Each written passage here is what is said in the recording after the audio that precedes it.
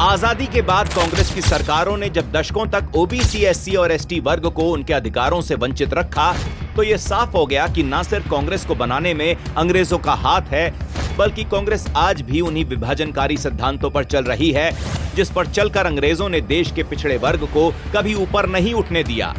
कांग्रेस के ओबीसी, अनुसूचित जाति और जनजातियों के विरोध की शुरुआत भी तभी हो गई थी जब संविधान में ओबीसी कोटे का प्रावधान होने के बाद भी नेहरू जी ने इसे लागू नहीं होने दिया और पिछड़े समाज को उनके अधिकारों से वंचित कर दिया। देश में ओबीसी वर्ग की स्थिति में सुधार के लिए 1979 में मंडल कमीशन का गठन किया गया था, जिसने 1980 में अपनी रिपोर्ट सौंपी। 1980 में इंदिरा गांधी ने ओबीसी वर्ग की इस रिपोर्ट को ना तो तवज्जो दी और ना ही इसे लागू किया। इसके बाद जब संसद में ओबीसी आरक्षण का बिल लाया गया तो राजीव गांधी ने भी इस बिल का पुरजोर विरोध किया।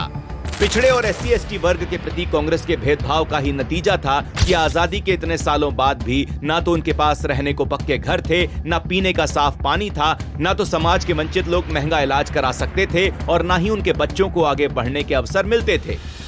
लेकिन 2014 के बाद से तस्वीर पूरी तरह बदल चुकी है। आज भारत की जनजातीय संस्कृति को पूरे विश्व में पहचान मिली है।